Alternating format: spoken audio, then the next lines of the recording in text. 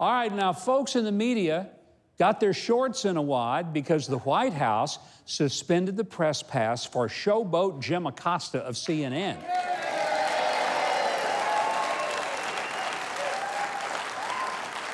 It seems Acosta believes he's the only reporter in the room. He hogs the camera and recently held onto the White House microphone like Hillary Clinton holds on to hope that she's still going to be president. Even to the point of pushing away a young female White House intern who was simply trying to give the microphone to another reporter, since Acosta had not only asked more questions than he was allowed, but he kept talking and interrupting the president. Watch this. One other question, are you worried? That's enough. That's enough. Mr. President, I was going to ask one of the other folks. That's enough. Pardon me, ma'am. Mr. President. That's enough. Investigation because it's a hoax. That's enough. Put down the mic. Mr. President, are you worried about indictments coming down in this investigation?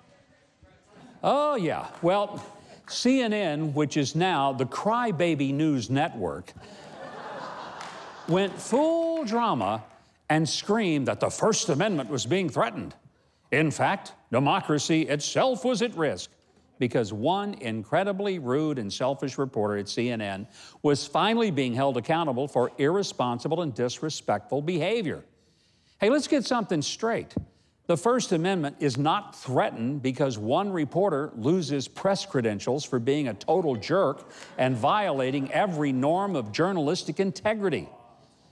His job is to report the story, not to become the story, as Showboat Jim always does. Now, most of us learned something in kindergarten, that you raise your hand and you speak when you're called on, but when the teacher is finished answering the question, you sit down. The First Amendment protects the press from the government telling them what they can say or what they can't say. But no one has threatened Acosta or his ever-declining and discredited network from saying what is that they say.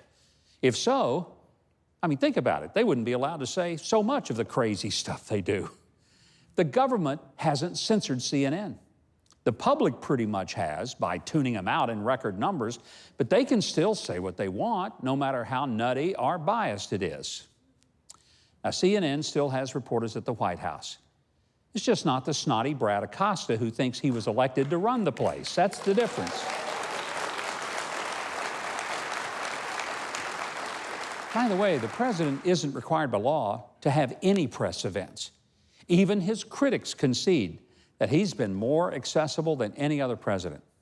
Now, in the news conference last week, he took 68 questions from 35 different reporters for over an hour and a half. How on earth can the press say with a straight face they don't have access? But while the press is free to ask any question they want, they are not free to demand the answer they want. Now, they're talking to the elected president of the United States.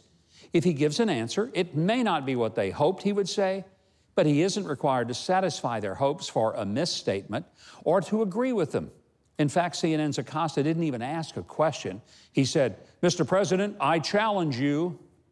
Well, sorry, Jumpin' Jim, but if you want to actually challenge the president, put your name on the ballot, run for president. And if you should make it all the way to the debate stage, then you can challenge him all you want. But stop pretending to be a journalist who's defending the freedom of the press in our democracy. Guys like Jim Acosta and his network aren't journalists. They're political hitmen, advocates for a very pointed political side. There are dozens of people in that room, and they all want to ask questions. Most don't even get called on. And if they do, they respectfully ask one question, maybe a relevant follow-up, but they don't grab the microphone away from the staff. Hey, when he touched that young lady just trying to do her job by getting the microphone away from him before he swallowed the doggone thing, he crossed several lines, and the White House did the right thing by putting him in timeout. Just like you have to do with those who act like 5-year-olds. For them to pretend that their network is being barred is as fake news as some of the other stories that they run. So here is an inconvenient truth. Freedom of the press isn't threatened because President Trump calls their hand when they want to debate him rather than report. But it is threatened when the press stops gathering hard facts and reporting them and takes a side and tries to persuade the audience to take their view. And that, my friend, is why so many Americans just don't trust the media anymore.